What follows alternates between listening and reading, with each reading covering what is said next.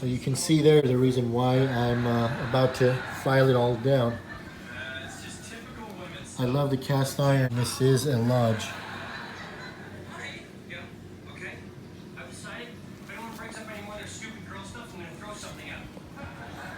I think it's the 15 inch or the 14, something like that. But you know, you always expect the wok to be smooth. I didn't sand down my skillets because it's like whatever with those. But with the inside of a wok, I expect it to be smooth as fuck. I love that sound with the metal utensils when you're stir frying. You get that shink, that really metally sound with the smooth inside. So to get that, I am gonna have to file it down. So I'm gonna start with these, and I'm really curious to see what these are gonna do.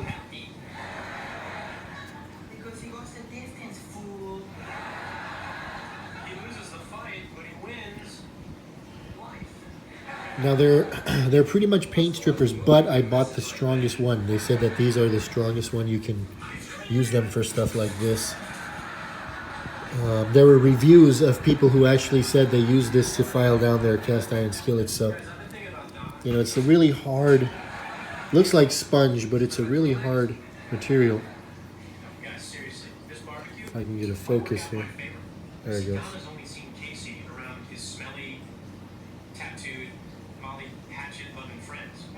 All right. And, the trick is it's spinning really fast, obviously. So I'm really curious to see what this is going to do. Let's not waste any more time. The next step will be this here, wire brush. And then I'm going to hand sand it with some of this 60. And then this here is also 60, same grade as this, but it's going to be with the drill, so it's spinning really fast. This actually does the best job. And then after that, I believe this here is 120, is it? Yeah, 120. And then the final one, 800. Just to kind of polish it off. And this is going to be with water. This is what you use to sand cars right before you paint them to make them silky smooth.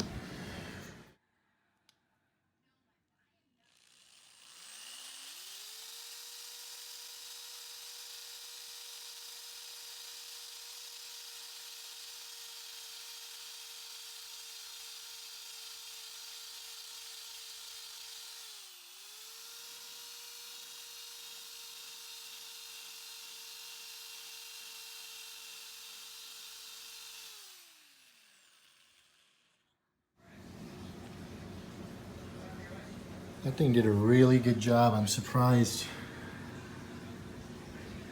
Surprised it did a really good job it did. So, quick change I made. I moved the wire brush on over there just so I don't have to change the attachments. So now I am going to move on to the hand sand. How's it looking? So I am off to the next step now, which is from my experience on doing the smaller wok that I did exactly like this. This one has the most effect, man. It sands down the most of that cast iron. So I can't wait to get to this one. And we'll kind of polish it off somewhat with the wire brush and then hit it up with that and that. All right, so I'll see you after this one.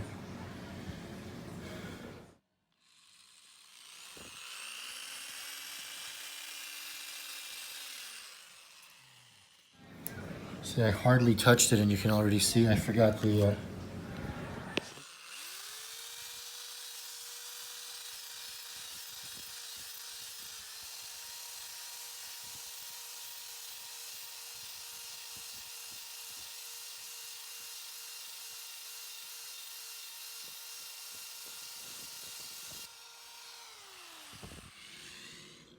just want to give you guys an idea, but I can't really do it with one hand. All right, so I'll see you guys after I go through all of these. Bought them just for this.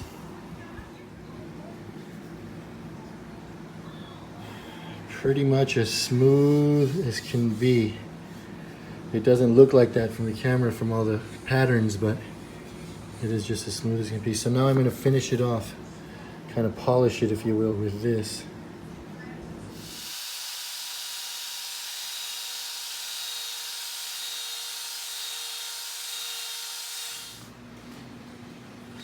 This thing is looking so good right now. Look at that.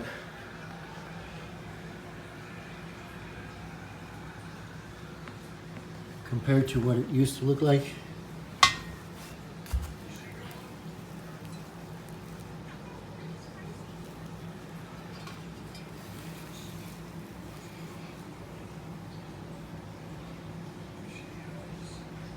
And it's smooth as heck already. So I just finished using this one. And now I'm done with everything except that and that. That's just to polish it off. And this is going to be done by hand here. Just kind of from here on, right down to the middle. Going all the way around. I am down to the last one, which is going to be water sand. And remember, as I said, this is usually what they use to sand with water, sand down cars right before they paint them to give them that silky smooth finish. Man, your hands smell like that weird canola oil for days, even if you take a shower like 4 times a day. But it's worth it for this awesome food we're gonna be making with this wok, that good old stir fry. All right, so I'm gonna go put a little water in here and start sanding with that. This wok is as smooth as it gets right now, dude. Cannot tell you how smooth this shit is right now. So here's the last time this thing will ever see soap. Obviously, you gotta scrub off all the last remaining stuff that you just sanded and grinded off of there.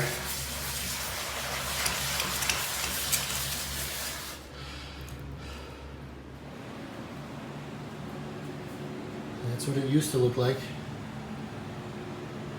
Same company, Lodge. And you can see the huge difference. That has a genuine wok color and a look to it right now. And it is smooth as fuck.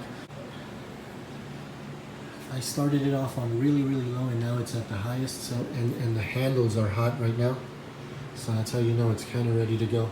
I'm gonna wait about 1 more minute. Make sure it's super hot so I know that these pores are as open as they can be. And then it's time for the natural pork fat here. And also after this, I'm gonna throw in some bacon. It's all necessary. And they say chives, these green chives are the best vegetable for that. This is the best meat. That's the second best meat, the bacon. I'm throwing in some bell peppers and some celery as well. Okay.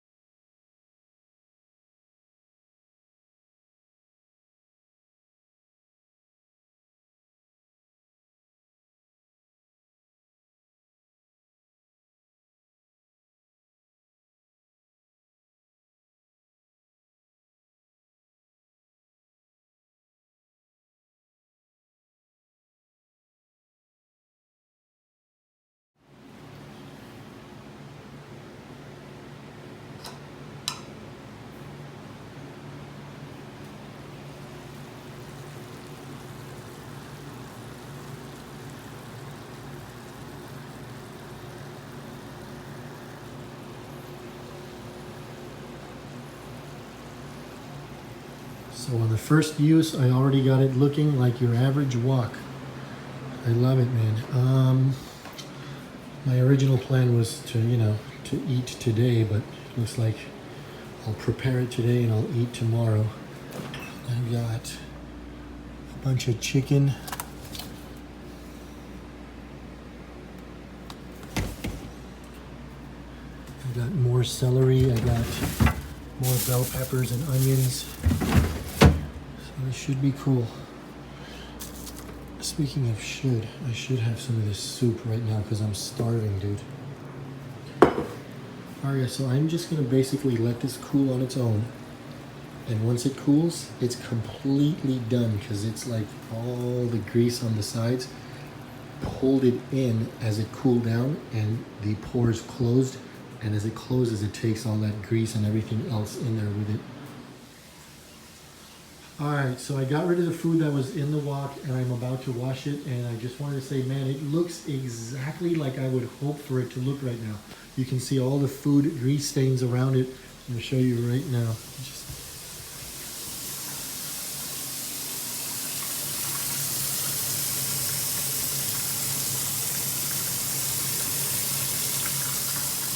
Alright, so here's what we're going to do.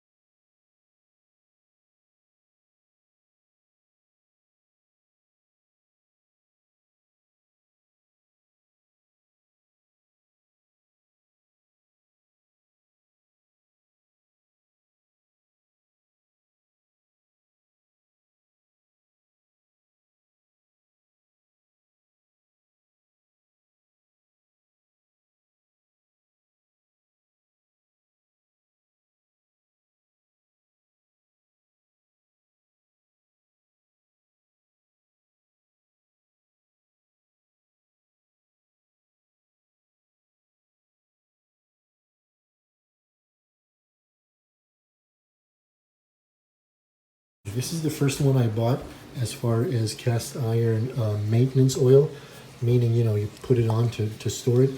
And I think this is going to be the only one I buy because it smells so good and it says that it won't leave sticky residue behind. Alright, so here we are. We are now oiling this up for use tomorrow. Tomorrow I will do my first stir fry. And I really love that used look, man. It's awesome that I got that on my first stir fry.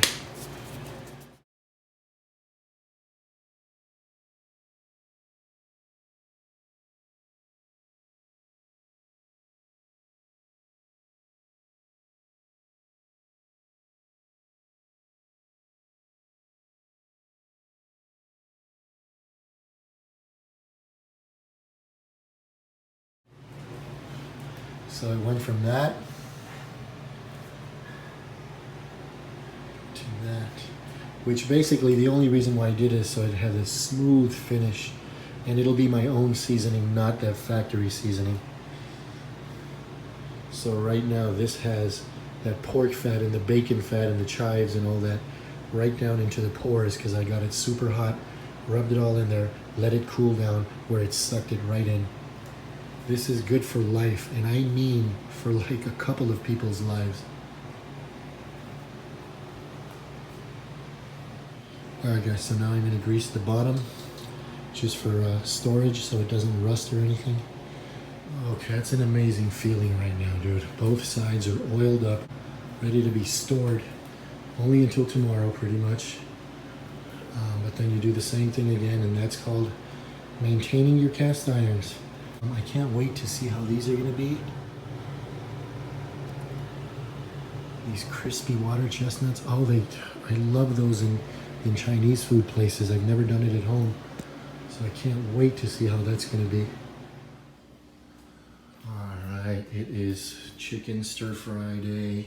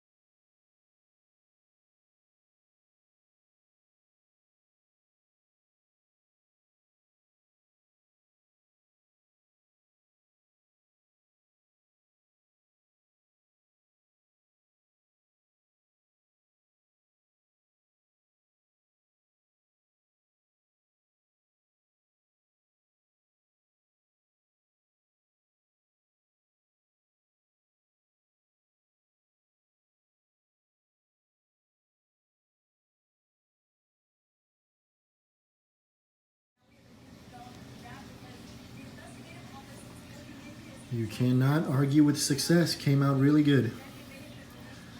So I put the Szechuan spicy sauce on the chicken and let that just roast in there on its own. Then I dumped the veggies and put that curry Thai sauce, the red Thai curry sauce, on top of the veggies. So they each kind of, have their own flavor. It came out really, really good. And the I keep calling them watercress. The water chestnuts, they came out really crispy and good, like you would expect.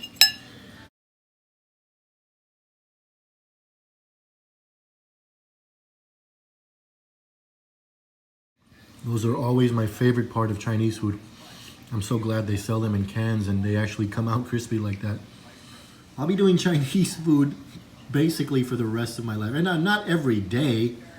Every now and then I'll make some shepherd's pie, some beef stew, also using a cast iron pot, which I'm buying today. I'm buying a cast iron pot, like a stew pot, 7 quart, also from Lodge. Beef stew is something I love a lot, so I'll do beef stew a lot. But, yeah, stir fry is something that I'm going to be having practically for the rest of my life. I love it. All right, guys. Time to enjoy this.